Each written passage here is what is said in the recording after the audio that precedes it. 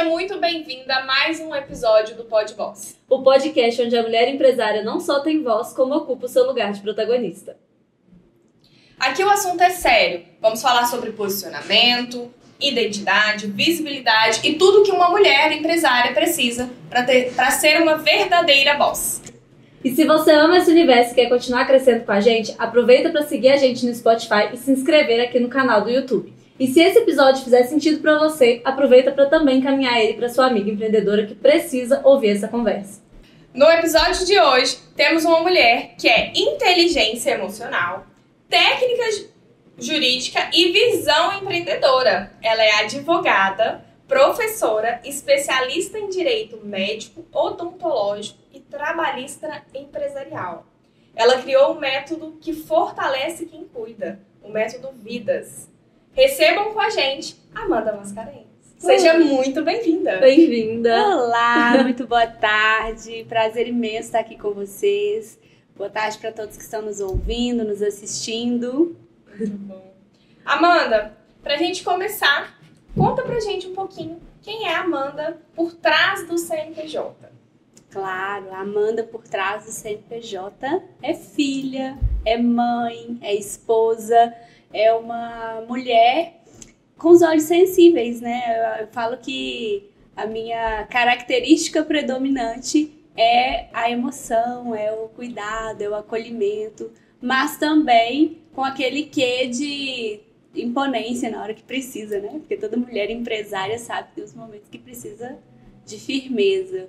Mas eu acho que a palavra que melhor me resume é a maternidade. Eu acho que não existe outro papel na minha vida que eu conseguiria desempenhar tão bem se eu não tivesse o pilar da maternidade tão forte, tão consolidado, assim. Que legal. Hoje você tem quantos filhos, Amanda? 2 filhos, 2 garotos lindos. Como que eles chamam? Lucas e Theo. Legal. Muito bom. E como que você enxerga o papel da mulher na liderança jurídica ou empresarial? Nossa, ser mulher e liderar é um desafio, né? Nós passamos diariamente. É complicado até mensurar os limites, né, do dia a dia para falar sobre a liderança feminina. Mas nós estamos ocupando cada vez mais o nosso espaço, né? O espaço de ser quem nós queremos ser, sem abrir mão do feminino, sem abrir mão das nossas raízes, porque eu acredito muito nisso, que a liderança ela é importante, o lado profissional ele é importante, mas nós precisamos olhar para o ser feminino, né? Nós precisamos olhar para as qualidades e características que nos diferenciam, né? Eu falo que nós somos multitarefas, nós estamos na vida profissional, em casa, cuidando do marido, cuidando das relações familiares. Então, trazer isso com a responsabilidade de liderar pessoas deixa um sentido, né, diferente para a sociedade.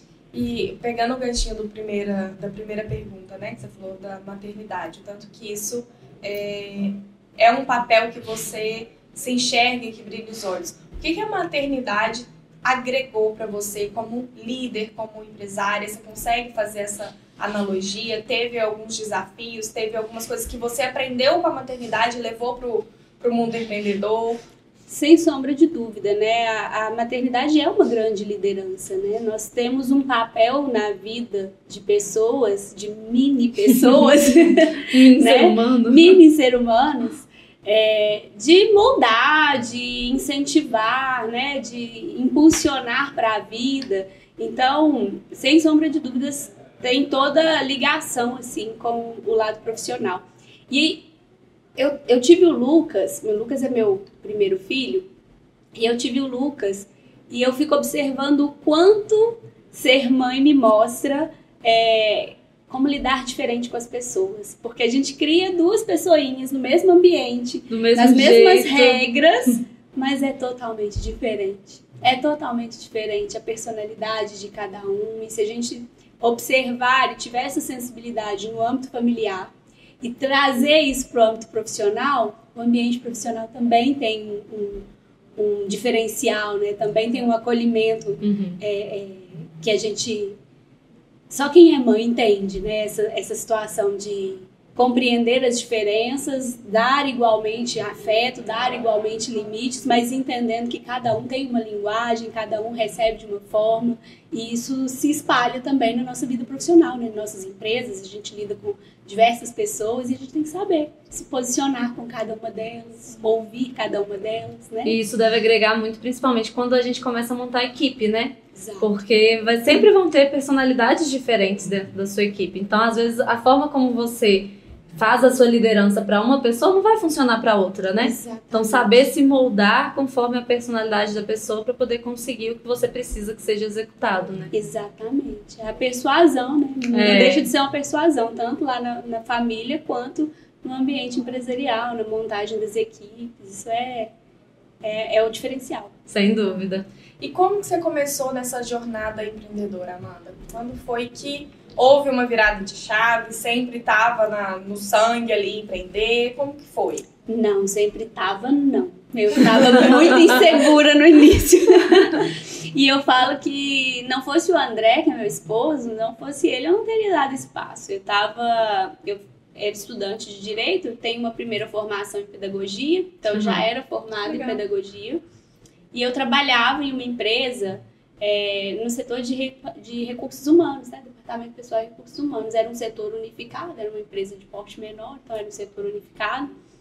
E estava ali formada e meu marido falou assim, tá, vamos abrir um escritório. Eu falei, não é assim não. Vamos com não calma. É assim não, tem um CLT aqui, tudo certinho, salário ali no fim do mês, não. E aí ele falou comigo assim, não, vamos, você dá conta e tal. Mas... E eu falei assim, poxa, é eu e ele pra tudo. Se ele, que é meu maior incentivador, tá vendo que é possível, então vamos, né? Vamos com medo mesmo. Então não tava na veia, não, mas de verdade, o querer fazer as coisas de forma diferente, de forma muito personalizada, sabe? Isso sempre esteve na minha veia. E me dava um certo destaque dentro das empresas em que eu estava, justamente por isso, porque eu não me contentava em fazer o básico, eu não me contentava em fazer o que a minha função pedia, eu queria sempre fazer mais. E aí eu fui percebendo, poxa, se eu faço mais pelo outro, eu dou conta de fazer pelo meu negócio também. Sim. E aí em 2015, em março de 2015, eu tomei a decisão de pedir conta e abrir o meu escritório. E aí foi muito engraçado. E nessa época você já era advogada? Eu era formada, já tinha OAB, mas eu não exercia, porque eu trabalhava CLT, então eu não exercia a advocacia. Mas você trabalhava fora da área do direito? Eu trabalhava no departamento pessoal. Eu vivenciava todo o direito, porque como o escritório tinha um jurídico terceirizado, a ponte entre esse jurídico terceirizado e a diretoria da empresa era feita por mim. Então, eu quem participava como preposta da empresa das audiências, eu quem organizava os documentos para o setor jurídico, as reuniões estratégicas eram comigo. Então, eu tinha uma familiaridade muito grande. E aí, até por isso que o direito do trabalho foi o bichinho que me picou ali no final da graduação, porque eu vivia direito do trabalho o tempo inteiro. Então, quando eu tomei a decisão, eu chamei o diretor da empresa, eu tinha muita proximidade com ele, tenho até hoje, e falei com ele assim, olha, eu vou me desligar da empresa. Aí ele olhou assim pra mim, falei assim, olha, eu vou me desligar da empresa, você sabe que eu fazia o curso de Direito, eu estou me formando e tudo mais. E aí, eu me desliguei, ele perguntou, mas você vai fazer o quê? Ele falava assim comigo, filhinha, você vai fazer o quê? Aí eu falei com ele, pessoal, olha, eu vou abrir um escritório de advocacia. Ele, é mesmo?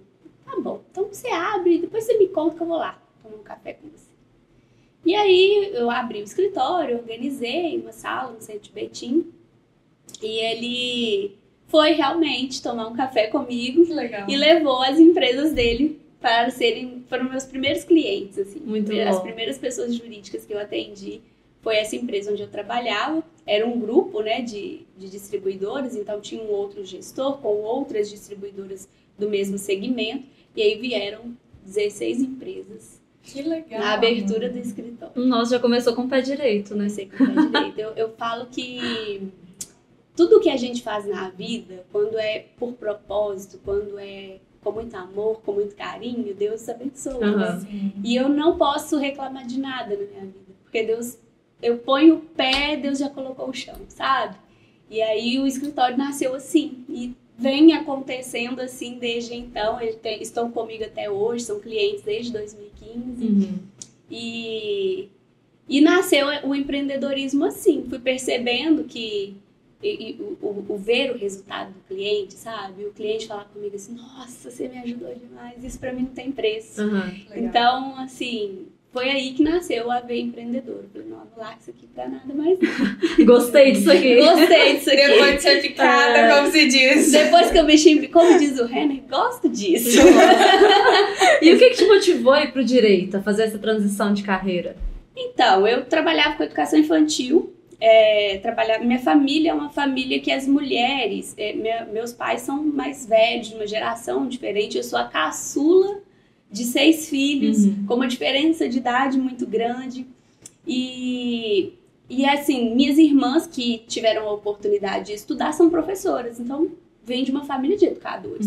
E a minha mãe falava assim, você vai ser professora, vai passar batom vermelho, vai dar beijo na mão das crianças na hora de ir embora e tudo mais. Então eu fiz pedagogia pela minha mãe, Sim. né? E quando eu tava ali no finalzinho da graduação, eu perdi minha mãe. Jesus recolheu, né? Levou pra morar com ele. E eu falei, não, eu vou terminar o curso por ela, formei por ela. Mas aí faltava algo ainda, sabe? Não preenchia, né? Eu amo lecionar, eu leciono até hoje, mas ainda faltava alguma coisa. E eu fui percebendo que essa questão de mediar, de solucionar, de resolver problemas, era algo que me encantava. Eu falei, poxa, então direito. E eu entrei na faculdade achando que eu ia ser criminalista. Ia pra Tô indo pro tribunal. Sim, eu tinha uma outra visão do direito, né? Mas aí fui amadurecendo no meio do curso e tudo mais. E aí o bichinho do direito do trabalho picou e pronto. Legal. Então, na sua família não tem empreendedores? Ou tem? Não tem empreendedores. Meu irmão, eu costumo falar que o meu irmão, ele tem a veia de empreendedor, mas não se descobriu empreendedor. Mas não tem. A primeira, né? Sim. A pioneira da família. E tem hora que eles olham pra mim e falam assim, nossa, mas você tá trabalhando demais. Não pode ser assim. Eu falo, tá bem, gente. Eu gosto dessa loucura. Tá tudo bem. Era até uma coisa que a gente estava conversando em um outro podcast, que era exatamente sobre isso, que normalmente nascem empreendedores de famílias empreendedoras. E que eu, na minha família, também não tenho empreendedores. E que isso é um dificultador pra gente. Porque quando você cresce, igual, por exemplo, a família da Luana, sempre foi uma família empreendedora, tiveram vários negócios, então você já cresce vendo com essa visão para que você precisa ter um negócio, que você precisa estar dentro desse meio. E quando você vem de uma família que é CLT, a mente, né, da família é completamente diferente. É nessa mentalidade que você precisa de um emprego para cumprir o horário, para ganhar o salário no final do mês. Precisa de folga, de férias, Exato. não sei o quê. Tá? É isso. Então, virar essa chave para quem não vem de uma família empreendedora é mais complicado. É complicado todos os dias, porque é uma cobrança de que Você tá trabalhando demais. eles sentem a ausência, Sim. e eu entendo, né? Mas, em contrapartida, é gostoso de ver os olhinhos brilhando quando fala assim, minha filha tá no escritório, meu pai fala assim, né? Bate a dor no peito. Advogada, E é engraçado ver como que as gerações mudam. Meu pai é dessa geração que assinou carteira, viveu a vida inteira trabalhando numa empresa, aposentou naquela empresa, e isso ali era sucesso profissional no entendimento dele. E aí hoje ver ele falando, né, com os olhinhos brilhando, falando, dá um quentinho no coração diferente, sabe? Minhas irmãs também, quando eu Quando eu comecei a fazer direito, a minha irmã falou assim, você é louca? Direito? De onde você tirou isso? Ainda mais de uma família de professores, né? O que você vai fazer? Eu falei, vou ser criminalista. Ainda queria chegar já chega. Chegar a filha mais nova, já chega aterrorizando. Eu vou ser criminalista, mas não teve nada disso, né? E aí, é gostoso de ver, né? Ter o apoio deles hoje, ver o reconhecimento deles. Ficam preocupados do jeitinho deles lá, mas a gente sabe que tá torcendo, tá acompanhando. É pelo bem, né? Uma preocupação pensando no bem, né? Sim. Mas como eles não vivem isso, é difícil deles entenderem também, né? Verdade. Até pouco tempo atrás, meus pais ficavam me mandando concurso ainda. Olha, abriu concurso não sei aonde. Eu falei, obrigada. Vou olhar aqui, mãe. Obrigada. Beleza. É bem isso. Minha irmã me mandava muita vaga de concurso também na educação. É muito engraçado. E durante a sua trajetória, mano, você já sentiu que em algum momento tentaram te moldar ou te podar ali no mercado? Principalmente o mercado jurídico, né? Nossa. Que, ainda mais assim, olhando pra você e te conhecendo mais a fundo, você é uma pessoa que é sensível, né? Que tem esse lado mais delicado. E no mercado, principalmente do direito, né, jurídico, a gente vê que as pessoas têm que ser mais incisivas, mais duras, Sim. né? Então, talvez pode ter tido essa pressão por esse lado, né? O início foi muito complexo, assim, para mim mesmo, não falo nem do outro, né? Claro que a gente sofre pressões externas, mas você começa a se questionar, você começa, no meu exemplo, né, que não tem na família outras pessoas no direito, outras mulheres no direito, a figura de mulher da minha rede familiar é a figura familiar, materna, professora, dócil, essa é a experiência, o ambiente em que eu cresci. E aí, no início, eu me questionava, falava assim, gente, será que realmente eu tô... Vai dar certo? Vai dar certo isso? Será que eu tô louca? E é um ambiente que, quando eu comecei a estudar, a minha sala era predominantemente masculina. Hoje não mais, hoje você vê inúmeras mulheres aí, né, nos tribunais, delegadas, advogadas, magistradas. Mas na época que eu entrei na faculdade, a sala era predominantemente masculina. Era um ambiente, assim, que dependendo de... Eu já entrei em diversas audiências que, se eu não tivesse me posicionado, o advogado contrário subia na mesa, né? Então, assim, foi desafiador.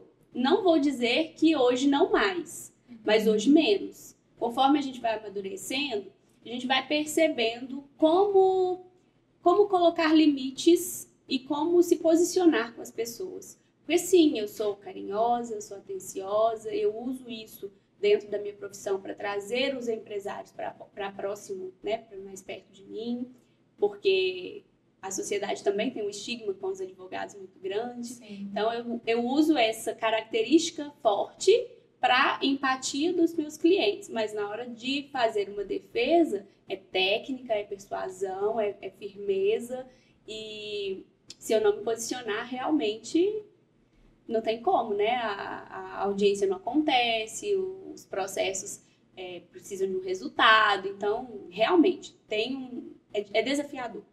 Todos os dias vencendo limites, piadinhas machistas, né? A gente infelizmente, ainda vive esse ambiente, mas a gente vai superando, né? As mulheres estão se colocando cada vez mais em posição de liderança, em assumindo seus papéis, né? E aí as coisas estão melhorando, mas foi um desafio gigante. Em algum momento você pensou em desistir? Vários. O que fez mudar de ideia? André. Legal. Eu falo que se eu não tivesse... eu fico até emocionada. Será por quê? Fico até emocionada. Mas quando eu participei da imersão do Método Sim, eu ouvi uma frase que é: quando a gente tem o porquê forte, a gente supera qualquer como, né? Uhum. E essa frase ecoou na minha cabeça o evento inteiro e de lá pra cá todos os dias. Então, como o meu porquê é muito forte, o resto eu falo que se eu enfrento o mundo, se do outro lado da minha mão tiver o André, eu enfrento o mundo. Legal. Muito bom. Como que é hoje a parceria sua com o André? Vocês trabalham juntos? Não, André, ele é contador, né? Ele trabalha com contabilidade, mas ele vive tudo que eu vivo intensamente. Então a parceria é total. Ele participa de todos os projetos, é com ele que eu sento, discuto, reflito. Se para ele tá tudo bem, para mim também tá. A gente tem uma parceria, a gente é muito amigo, a gente tem um relacionamento, né, de muito tempo, e saber que eu posso contar com ele me dá força para passar, porque não é fácil, né? A gente sabe que é difícil.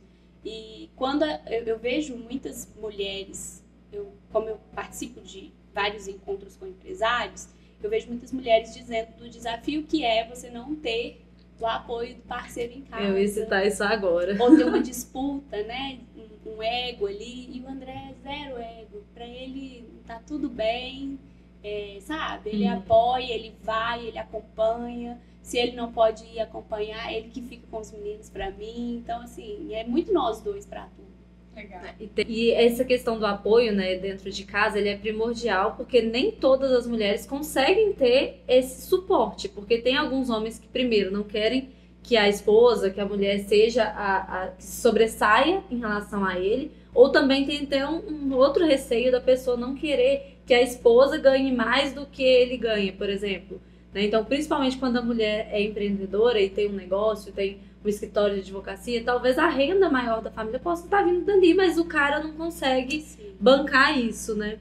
E isso é uma queixa que eu escuto muito de outras amigas que empreendem, né? O desafio que é você não ter o apoio dentro de casa.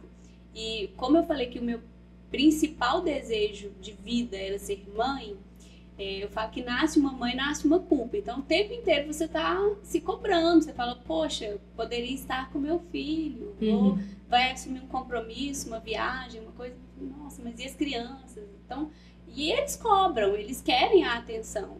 Não importa quanto você dê, mas eles querem. Porque é normal isso acontecer. Mas, isso pra mim, dentro de casa, esse apoio do André é que dá uma apaziguada na situação, sabe? Porque eu sei que os filhos estão com ele, eles estão entendendo, a gente tem uma comunicação muito alinhada de como passar isso para os meninos, sabe? Por que eu estou ausente, quando eu estou ausente, o suporte um do outro.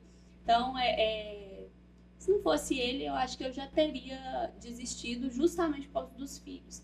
E aí, a minha família fala muito isso, mas e os meninos? Mas e as meninas? E o Lucas? Sempre vem uma cobrança. Sempre vem uma cobrança, assim, sutil. E a gente se cobra também. Sim. E realmente, se não fosse o André, eu acho que eu já teria desistido, já teria procurado um caminho de menos dedicação, vamos dizer assim. Menos intenso, às vezes. E é complicado você falar com o outro essa realidade e dizer que é possível, né? Porque eu costumo falar com as meninas assim, é possível você empreender, ser feliz no seu trabalho, ser feliz no seu casamento, curtir uma maternidade, é possível. Mas aí tem hora que eu fico pensando e falo assim, poxa, como que eu trago uma realidade que eu não sei se é a realidade que ela vai enfrentar lá na casa dela, né? Então eu fico ali administrando como trazer isso para o mundo, porque o mundo precisa de mais mulheres. Nós somos diferenciadas no mercado de trabalho, mas a gente precisa também estruturar as famílias, né? Então precisa de um apoio. Se não tiver um apoio, e eu acho que muito mais do que o apoio, eu acho que não ter a competição é mais saudável ainda do que não ter o apoio. Porque quando você não tem um apoio, beleza, você não tem um apoio, você vai buscar em outras fontes. Agora, quando você tem a competição, eu acho que começa ali a sabotar um ao outro, sabe? A tentar dificultar. E aí eu acho que a relação em si, ela já começa a se perder. Casamento, filhos, tudo vai desandando ali, assim, sabe? Eu acho que essa questão da importância de ser parceiro mesmo, sabe? Entender que ali é uma unidade única, que a partir do momento que você casa com uma pessoa, você tá compartilhando com ele tudo ali, né? as dores, as vitórias, todos os desafios, o bom e o ruim, né? Da união ali. Eu acho que ter essa sensibilidade é muito importante para um casal e para uma família como um todo. Sem sombra de dúvidas, eu falo com o André que ele estar ao meu lado é a certeza de que a gente pode dar um passo adiante, sabe? Ter ele ao meu lado é essa certeza que a gente pode dar um passo adiante. E para os meninos crescerem assistindo isso também, é algo que a gente vai deixando para o futuro, né? A gente tem visto tantas famílias se desfazendo por essas razões e por outras também, mas eu me sinto privilegiada nesse ponto, sabe? Eu gosto muito de falar da minha família, eles são meus presentinhos de Deus. Muito bom. Dá pra ver com o seu rostinho. Dá mesmo. Isso é muito legal. E como que surgiu o Método Vidas? Dentro do seu escritório, dentro do seu trabalho? Em que momento você olhou e sentiu a necessidade de criar esse método?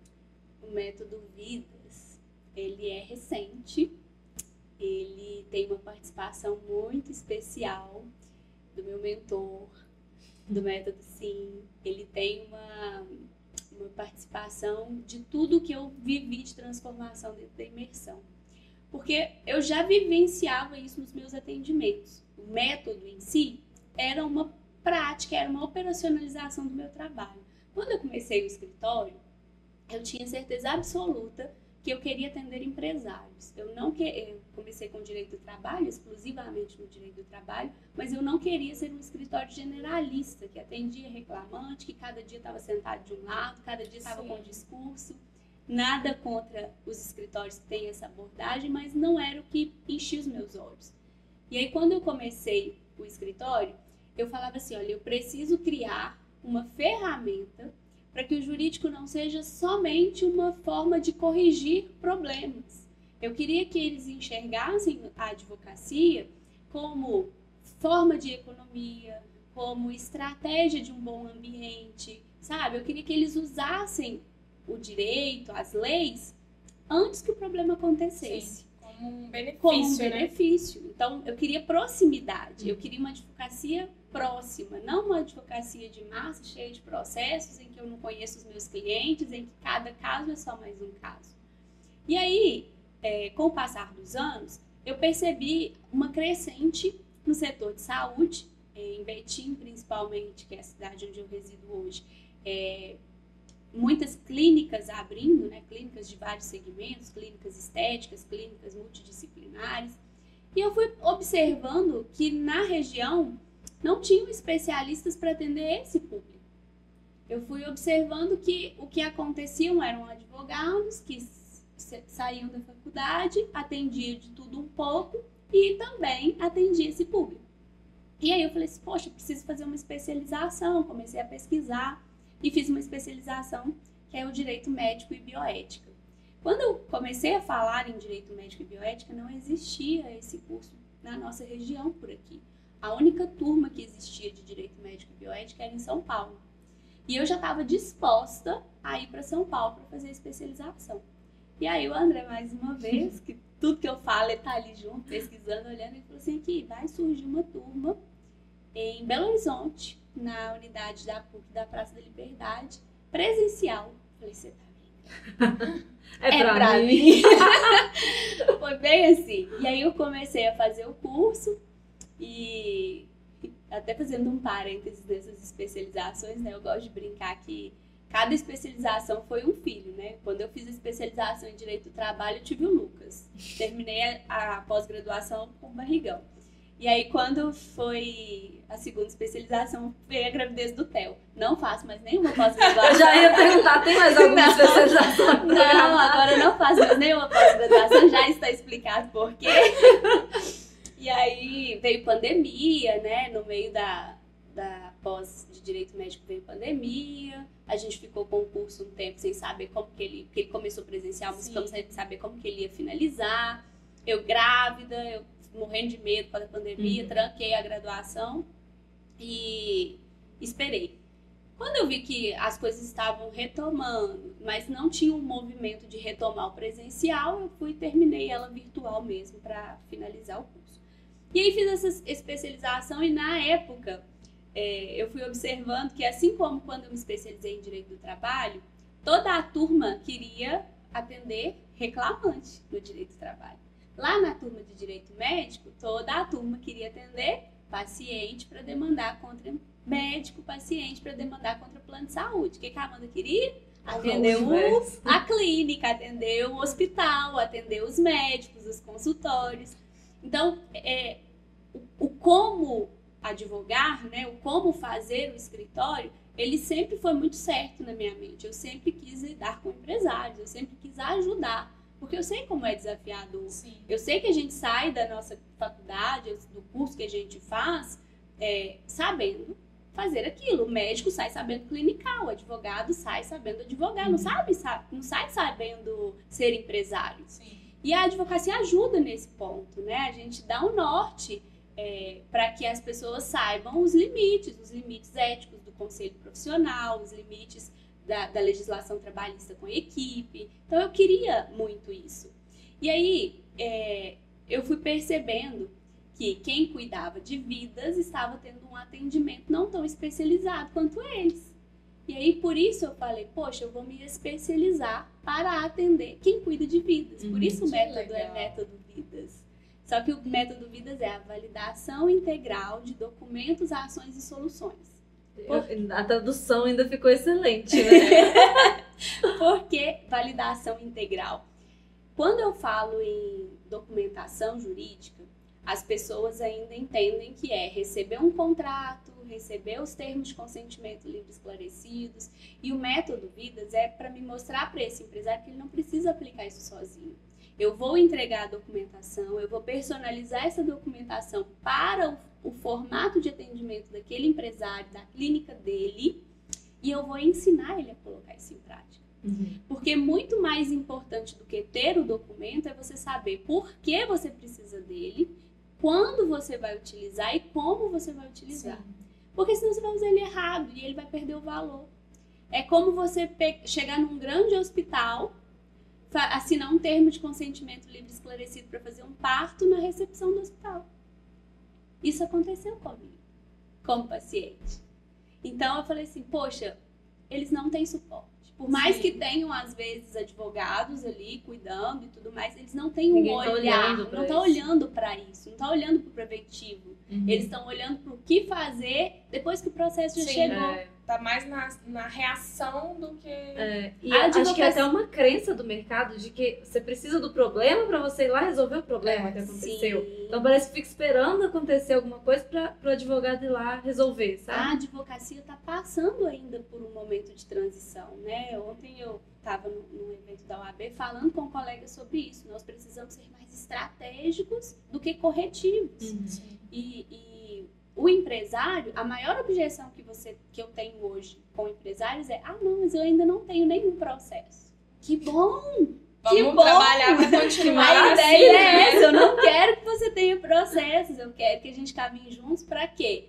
Não, eu não prometo que quem tem uma assessoria jurídica não vai ter nenhum processo. Mas eu prometo que se ele tiver e ele tem uma assessoria, ele tem elementos para fazer a defesa dele com mais qualidade. Ele fica mais resguardado. Fica mais resguardado. Então, é a validação integral dos seus documentos, das suas ações enquanto empresários, na tomada de decisão, e das soluções que você vai ter na sua empresa, para o seu dia a dia, para a sua equipe, para o seu paciente.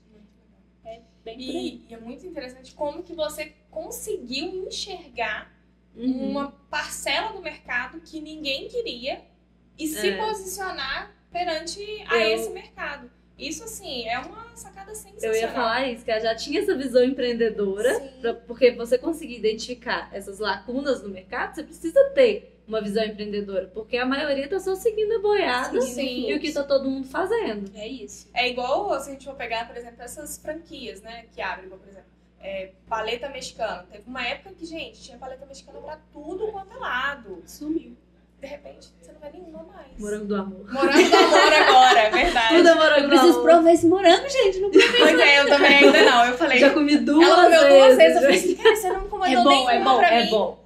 É bom, mas assim, minha opinião, bombom de morango é mais gostoso que o morango do amor. Mas você gosta de maçã da mão? Não, maçã do amor não tive... Eu adoro maçã do amor, então eu falei, eu acho que eu vou gostar dele, porque eu adoro maçã do Eu amor. não gostava de maçã do amor também. Então, assim, eu acho que você vai gostar. É muito mais gostoso que a maçã do amor. Porque o azedinho do morango ali fica muito bom. E é uma experiência você comer, porque como fica aquela camadinha, né, crocante, na hora que você morde, ela quebra todinho e fica muito bom.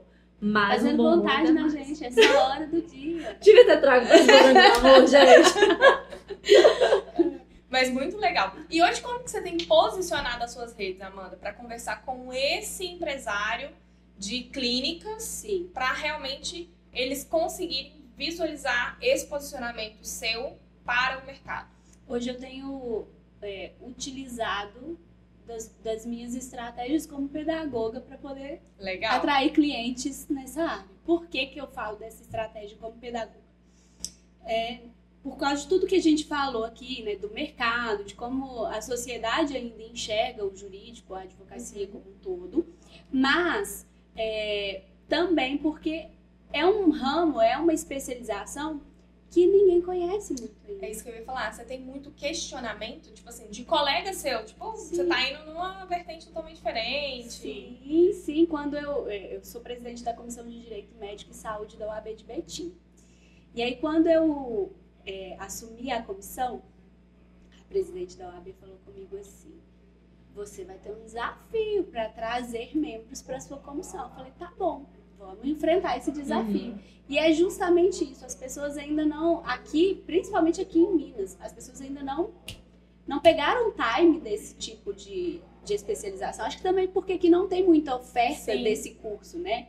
Agora em São Paulo já tá bombando. Já é um mercado muito consolidado. E o desafio é esse, né? Ensinar, explicar o que é, por quê, quais as consequências. Então, a estratégia, o posicionamento é esse. É usar a advocacia como orientação para conscientizar a população da necessidade deles. A objeção maior é: eu não sei o que é, eu não preciso disso. Tem algum case, assim, dentro do escritório que você fala assim, gente, esse foi o meu case de sucesso? Não... Que brilha os olhos, você fala assim, cara, esse aqui eu... Meu chuchu. Eu tenho vários cases, assim. Meus clientes são muito queridos, sabe? Eu uso muito essa estratégia de proximidade com os clientes mesmo, né? Então, mediar situações que certamente virariam um processo e a gente conseguir resolver ele administrativamente, no âmbito da clínica, sem nenhuma repercussão, esse é o meu maior case de sucesso. Tem uma clínica que a paciente contratou um protocolo, né, uma clínica até de estética. A paciente contratou um protocolo e no meio do tratamento ela entendeu que ela não queria mais continuar, que ela não estava recebendo a atenção que ela achava viável. E aí ela queria cancelar tudo e queria devolução de todo o dinheiro, de coisas, inclusive, que ela já tinha executado, né? Porque o paciente, gente, ele chega com uma expectativa na estética, então, ele chega com uma expectativa nas alturas. Ele quer um resultado, ele quer uma atenção. E muitas vezes nem vê que são resultados variáveis, né? Às vezes, olha, eu quero ficar com esse rosto. Exatamente. Mas as suas características não te permitem isso. E até biologicamente falando, o que dá certo para um não necessariamente vai dar certo para você. Às vezes você vai fazer um tratamento, vai ter um resultado mais sutil, outra pessoa vai ter um resultado estrondoso. E aí o negócio é que ela queria a devolução integral do dinheiro, ela queria cancelar, ameaçou a clínica, falou que ia processar e tudo mais. E a proprietária da clínica, ela é uma gracinha, e ela falou assim: pelo amor de Deus, eu nunca fui processada, eu quero isso pra mim, eu quero só que resolve. Eu falei, não, tudo bem. E aí eu fui e falei com ela, olha, você vai fazer o seguinte, você vai falar com essa paciente, você preza pelo atendimento dela, que você valoriza aquela paciente e vai falar que você está ofertando para ela um atendimento com um jurídico para ela expor as dificuldades dela. E aí a gente marcou uma reunião na clínica, só eu e a paciente. E a paciente se debruçou. E aí chorou, e aí falou as expectativas, o que ela queria, falou problemas pessoais. Então, assim, o que gerou o desejo de rescisão eram problemas pessoais que ela estava vivendo, que impactavam financeiramente e que inviabilizavam ela continuar o pagamento do tratamento. Então, eu ouvi essa paciente, eu acolhi essa paciente, eu dei voz para ela e a gente ajustou que o tratamento que ela já tinha feito não era possível de reembolsar. E que a gente entendia que ela estava passando por uma situação e que ela não tinha condições financeiras de continuar aquele tratamento. E aí a gente acordou que a gente ia suspender o contrato dela por um período X e depois ela ia ficar com crédito e depois ela ia poder usar esse crédito em outros tratamentos ou no tratamento que ela achasse conveniente no momento que ela pudesse retornar. Ela ficou satisfeita. Então ela não queria processar, ela não tinha um problema, não era um problema de atendimento, não era um erro. Mas se não tivesse uma escuta, isso ia virar um processo. Então é isso que eu falo, ter um jurídico, às vezes não é resolver processo. Às vezes é acolher o seu paciente quando a linguagem com você já não está fluindo mais. Sim. E aí a sua sensibilidade te ajuda muito nesse momento, né? Nesse momento, sim. Por isso que eu falo que às vezes a gente modelar o negócio de outra pessoa, a gente fica frustrado. Né? Quando eu resolvi empreender, eu tinha certeza que a minha advocacia não era mais uma advocacia normal. Eu não ia ter os mesmos resultados, eu não ia ter um escritório com movimento o tempo inteiro ali. Eu ia ter um atendimento personalizado, humanizado, com clientes pontuais. Eu não queria volume, eu queria qualidade. Então, quando a gente tem uma certeza do objetivo que a gente quer profissionalmente falando, a gente consegue lidar melhor com esses momentos de comparação, né? Tipo assim, de sucesso, de entender o sucesso, né? Até porque o sucesso, ele é diferente, né? Para cada pessoa consegue enxergar o sucesso de uma forma. O que é sucesso para um não necessariamente é para o outro, né? Exatamente. E outra coisa também que eu acho muito legal, essa questão do posicionamento, né? Porque as pessoas acham que o posicionamento é de colocar dentro de caixinhas, né? Então, principalmente na caixinha do direito, as pessoas já olham que a pessoa ela tem que estar sempre com terno, ter uma postura mais incisiva, tem que ser mais séria. E tudo é possível dentro do posicionamento. Não existe um certo ou errado. Você não tem que seguir o caminho que fulano seguiu. Você tem que encontrar a sua essência e da sua essência você vai criar o seu posicionamento. Porque é aquilo que realmente vai transmitir a verdade que vai conectar com o público que você quer atrair. Então, as pessoas se prendem muito nisso de que tem que fazer isso, tem que ser desse jeito, tem que usar essa roupa. E não tem que nada, você só tem que se entender e se descobrir para poder criar realmente um posicionamento para sua marca. Isso é tão engraçado que eu tenho um caso meu pessoal sobre posicionamento a respeito disso. Quando eu estava organizando ali identidade visual do escritório e tal, marca, eu tenho traços muito fraternos, né? De o timbre de voz, o tamanho, as características, os gostos. Eu sou mais meiga, vamos dizer assim. E aí eu fui fazer um ensaio fotográfico para organizar essa nova identidade e tudo mais. E aí no ensaio eu lembro que a fotógrafa falou assim: qual mensagem que você quer transmitir com o ensaio? Eu falei assim, autoridade. E realmente, eu queria autoridade, ok. Só que aí, fiz as fotos e tal, as fotos ficaram lindas, lindas. Eu não consigo usar nenhuma delas. Você não se reconhece Eu nas não me fotos? reconheço nas fotos. As poses todas muito Sérias, fechadas, né? muito sérias, sabe? Eu não me via. Aquela coisa fria. Eu não me via nas fotos. E aí eu lembro que tinha uma colega que eu tava organizando as fotos do Instagram, perfil e tal. Aí ela, põe essa foto é linda. Eu falei, não consigo usar essa foto. Ela, mas por quê? Eu falei, não sou eu. Ela, como não? Eu falei, não Eu tô sou te vendo aqui, Carla. Eu tô te vendo, eu sei que eu sei. Eu falei, não, sou eu. Eu não consigo usar. As fotos ficaram muito bonitas, mas eu não consigo usar nenhuma delas. Foram várias fotos, mas justamente por isso. Poses de uma postura, uma mensagem que não era eu. Exato. Né? Sendo que a gente consegue trazer essa isso mesmo. autoridade de formas diferentes dentro da fotografia, dentro do vídeo, né? Porque as pessoas têm a autoridade, então eu tenho que ficar na posição de governança, para poder mostrar que realmente eu sei do que eu tô falando. E não, às vezes é a peça de roupa que você tá usando, o tipo do material da sua roupa, tudo isso já vai começar a transmitir a autoridade, a cor, o fundo, tudo ali na foto tá comunicando. Eu olhava pra foto e o André ria de mim, que eu falava com ele assim, eu só enxergo arrogância nessa foto. Eu não consigo usar, eu só enxergo arrogância. E assim, foi super bem trabalhada, a fotógrafa foi um amor, impecável, o ambiente, tudo, né? Ela planejou tudo com muito carinho, mas tá lá.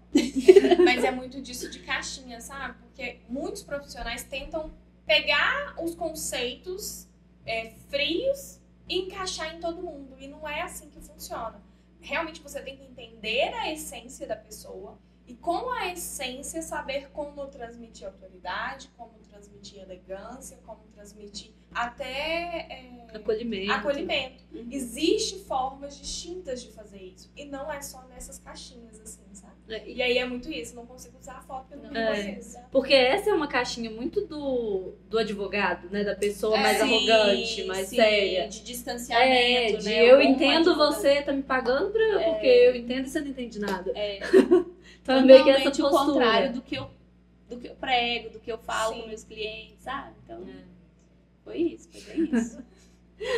E dentro da sua jornada empreendedora, teve alguma coisa, algum momento que virou uma chave no seu negócio, que você falou, gente, era só eu ajustar esse parafuso aqui que as coisas iam mudar?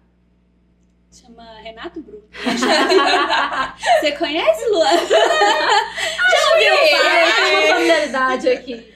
Nossa, gente, foi a melhor coisa, a melhor decisão que eu já tive foi o método Sim, foi o Master, foi a mudança de ambiente, sabe? Foi, meu escritório hoje é outro, a forma como eu trabalho hoje é outra, o nascimento do método Vidas, de dar um nome, de posicionar, de mostrar isso para o mundo. Se não fosse a imersão, nada disso ainda teria acontecido. Eu tenho muita certeza disso, né? E eu falo com ele todas as oportunidades que eu tenho. Eu falo com ele que eu sou muito grata pela vida dele, pelo propósito dele, pelo projeto que ele desempenha. E assim, eu tô vivendo uma era assim, de muita tranquilidade, muita luz. E tenho certeza que se não fosse a imersão... É porque reacende o propósito, né? Porque acaba que às vezes a gente começa o negócio, a gente começa sabendo que a gente quer algo, mas às vezes a gente se entende tão bem. Onde você quer chegar, o que você quer com aquilo, por que você está fazendo tudo isso que você está fazendo, por que você está entregando tanto do seu tempo para esse negócio, né? E quando a gente começa a entender os porquês e as razões que a gente está ali dentro desse negócio, muda totalmente a percepção de como que a gente enxerga o que a gente faz, né? E a própria ambiência mesmo, porque como a gente estava falando, o meu meio não é um meio de empreendedores. Então, quando eu falo assim, vou fazer tal coisa, e tem uma enxurrada de gente falando assim, mexe com isso não vai dar tempo, você vai, sabe, você tá perdendo seu tempo, pra que isso? Mas você já tá tão bem. Então, quando você escuta isso no seu meio e não tem outras pessoas para te falar assim, não, faz assim, vai dar certo, nossa, olha isso aqui. Então, depois que eu tive a oportunidade de caminhar no meio dos extraordinários, né, do Master, de ter conversas com o Renato, a minha visão do meu... Hoje eu falo que eu tenho uma empresa, antes eu era advogada. E é bem isso. Era uma prestadora de serviços. Eu eu entrei na imersão. Como advogada? Exatamente, como advogada e saí empresária, sabe? Legal.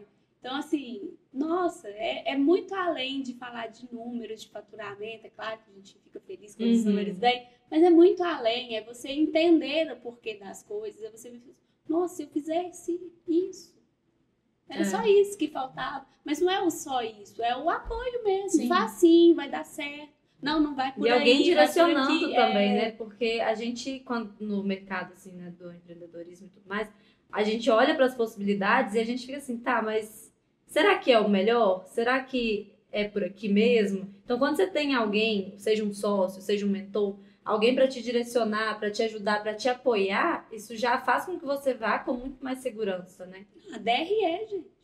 Quando que eu ia pensar em sentar para fazer DRE do meu escritório? Sendo que o marido é contador. Sendo que o marido é contador. Exatamente. Na hora que eu falei assim, nossa, você não emite nem minha nota. Vou avaliar mal, cadê o NPS? Exatamente. E aí, na hora que eu sentei, que eu montei os primeiros números, né, do DRE do escritório, eu olhei assim, o escritório em janeiro, fevereiro, março, abril. Abril foi a imersão que eu participei. Abril. Maio, junho. Na hora que eu abri e mostrei o Renato, ele falou assim, nossa! Falei, eu tive essa mesma sensação quando eu abri. Nossa mesmo! Falei, nossa mesmo! E assim, nossa, são detalhes, né? Você, como ele fala, é o volante da empresa. Não é que você tem que fazer para dar certo, mas você sabe o que fazer depois que você olha para aquilo ali. Então... E acho que mudar a forma como a mulher e a empreendedora se enxerga faz muita diferença. Principalmente quem vem do mercado, assim, de você ser um prestador de serviço. Isso eu falo para advogado, para esteticista, para vários outros, fisioterapeuta, que se vê só como um prestador de serviço e não se vê como um empresário. Não olha para o trabalho que ele faz como um negócio em si. Exato. Né? Então, quando você muda essa percepção, que é uma coisa que a gente trabalha muito nas nossas mentoradas também, de mudar essa percepção. Você não está só prestando um serviço, você tem um negócio. Né? O que você faz hoje já é um negócio. Você só precisa enxergar e estruturar isso como um negócio. Então, porque enquanto você estiver pensando como prestadora de serviço, você está pensando como CLT. Exatamente. E você precisa mudar a chave para você conseguir crescer. Exato. Não, eu sou uma empresária.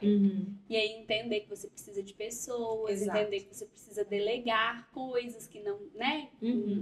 Nada.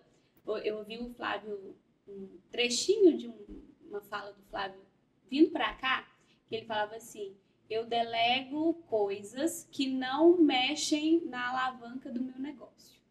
Porque eu prefiro que seja mal feito por alguém, do que seja bem feito por mim, porque não é o que vai fazer o meu negócio andar. E eu achei muito interessante esse olhar dele, porque realmente tem coisas que a gente faz e que a gente dedica um tempo que só te travam, né? Não vai modificar em nada no faturamento, na ampliação, na estratégia, no crescimento, não vai alterar em nada. Então isso pode ser feito por outra pessoa. E às vezes isso é muito difícil, porque principalmente nós mulheres, a gente temos um perfil de ser muito perfeccionista. Então às vezes delegar uma atividade para outra pessoa é difícil, porque tipo, ai, nossa senhora, isso aqui vai fazer desse jeito. Eu faria melhor. Tipo assim, se eu fizer, eu vou fazer do meu jeito. E aí você tem aquela dificuldade de delegar para alguém, mas aquele delegar é o que vai te possibilitar crescer, expandir, ter outros negócios também, sabe? Não, até a minha primeira mentoria individual do Renato, quem fazia as notas fiscais do meu escritório todos os meses era eu. E eu fazia com esse pensamento. Assim, mas isso aqui eu sento aqui rapidinho, faço e tal. E aí eu falei, não, poxa, eu vou delegar isso. Então hoje já tem um BPO cuidando da parte financeira, sabe? São starts. E aí começa a visão de negócio mesmo. Né? Eles passam, realmente eu tenho uma empresa. Olha o negócio crescendo. Muito legal. Amanda, e qual conselho que você deixaria para outras mulheres que ainda duvidam do potencial, mas que querem entrar para esse mundo do empreendedorismo, querem começar um negócio? Qual conselho que você dá para essas futuras boss? Então, começar um negócio é gostoso, dá um calorzinho ali, né? O início dá um calorzinho, mas a gente precisa... O conselho que eu dou é você olhar primeiro o seu propósito. Entender qual que é o seu propósito. Não começar por começar. Sim. Não começar porque, eu quero empreender, eu quero fazer, eu quero. Qual que é o seu propósito? Como você... o que te faz mudar a vida de outras pessoas? Porque no final do dia, nos dias que tiverem desafiadores, essa chama, é saber que isso tem esse resultado na vida de outras pessoas, que não vai deixar você desistir. Então, o primeiro passo, o primeiro planejamento de uma empresa é o propósito. Muito bom. E pra gente encerrar, vamos começar aqui agora o nosso bate-bola, que a gente apelidou de Rápido e Boss. Então, a gente vai te fazer uma pergunta e você responde com a primeira coisa que vier na sua cabeça. Tá bom. Tá? Vamos lá, então. Primeiro, um filme ou uma série que você ama? Uau! Ai. Eu gosto tanto de série, gente. Tem tantas. É difícil falar. Nossa.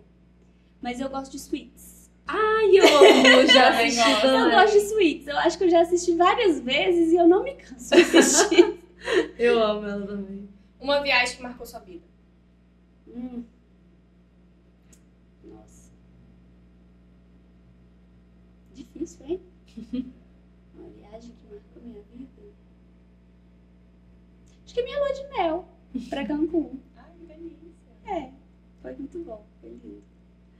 Um sonho que você ainda não realizou. Um sonho que eu ainda não realizei? Ai, eu quero ir embora pra São Paulo, morar em Alphaville. Vamos juntas! Aquele ambiente. Tá pra mim aquilo ali. É. Um medo que você carrega com você. Um medo? Ai. Das perdas. De perder pessoas. Eu tenho muito medo de perder pessoas. Pessoas assim, queridas, né? Tem meu paizinho que já é mais senhorzinho, né? Aí quando a gente para pra pensar, né, já dá um negocinho no coração. E qual foi a maior mentira que você já ouviu sobre empreender, Amanda? Maior mentira? Trabalhe enquanto eles dormem. Maior Essa eu mentira nunca que tinha eu já ouvi. aparecido. Essa eu nunca tinha aparecido. Gente, não faz isso não dá certo. É a maior loucura que você pode fazer pela cê- sua vida. não dá certo, não traz resultado. Você vai acordar no outro dia de mal Vai ter um humor, burnout. surtada, vai... Não, trabalho. Até porque quando eles dormem, você também tá precisando dormir, né? Porque você é mãe, gente. Poxa! Tem que Não. aproveitar os momentos. Essa é a maior mentira. Essa foi ótima. Um arrependimento que te ensinou muito. Ou algo que aconteceu que você tirou uma lição muito grande dali. Nossa, eu... Ai, meu Deus. A impulsividade. Eu acredito muito nas coisas das pessoas. E isso me deixa um pouco impulsiva. E aí eu percebi que, às vezes, eu dei passos que eu não precisava ter dado. Não que tenha me trazido prejuízos ou nada, né? Mas que eu não precisava. Eu vivi coisas que eu não precisava ter vivido. Por esse calor ali de fazer, né? Da emoção. Entendi. E uma curiosidade estranha ou engraçada sobre você, que ninguém sabe, assim. Só você e seu marido. Nada, não. Não come Deixa eu um pão ver. com feijão, um negócio. Não. Meus meninos morrem de rir, de falar, porque eu morro de medo de galinhas. Aham. Aí é uma curiosidade. Eu tenho também. Eu morro de medo de galinha. E meus meninos gostam muito de bicho, né? Minha cunhada, inclusive, deu 3 pintinhos pra eles. Que vai virar uma Quando é galinha. O problema é quando E vira aí- frango, vira galinha. E aí o Theo com 4 anos, o Lucas com 9, com os pintinhos na mão, andando atrás de mim. Eu, não. Pode ficar pra lá. E eles se divertem, eles morrem de rir. Mas mamãe, você tem medo de galinha? Eu falei, tenho, Lucas, eu tenho Não medo posso de julgar. galinha. Que eu detesto também, quando me olha de Não. lado assim, eu já fico... Ai, Meu Deus, não. Não, galinha pega não ligo não. Não, galinha não. E Amanda, pra você, o que é ser uma boss? O que é ser uma boss? É ter a oportunidade de participar da transformação de outras pessoas. Eu acho que isso resume muito ser uma boss. Porque quando você lidera, quando você ajuda, você vê o seu propósito trazendo resultado para outras pessoas, isso te torna uma boss diferenciada, né? Então, é bem isso. É o propósito de ver o resultado, de ver a transformação no outro. Acho que falou tudo, né? sem dúvida. Bom, chegamos ao fim de mais um episódio. Amanda, muito obrigada por esse bate-papo, por esses insights, por toda essa troca que a gente teve aqui. Foi muito bom te receber. Espero que você tenha gostado também. E queria te fazer um convite para deixar aqui o seu @, para a nossa audiência, para que eles começam a te acompanhar no Instagram também. Prazer foi todo meu. Sempre muito bom estar com pessoas maravilhosas assim como vocês. Admiro demais o trabalho de vocês. Vou deixar aqui então meu arroba, Amanda Mascarenhas Advocacia. Vai ser um prazer ter a sua audiência lá comigo, conhecendo um pouquinho mais do meu dia a dia, conhecendo um pouquinho mais de uma advocacia diferente, uma advocacia próxima, uma advocacia que está ali para ser solução e não para apagar incêndios, né? Vamos dizer Muito assim. bom. Foi um prazer imenso estar aqui com vocês hoje. Muito obrigada. Para você que gostou desse bate-papo, que quer acompanhar um pouquinho mais sobre os nossos bastidores, os nossos episódios, aproveite para seguir a gente também no Instagram, @opodboss e @foconelas_. Obrigada por estarem aqui com a gente hoje. E lembre, o mundo precisa de voz como a da Amanda e como a sua, que está nos assistindo.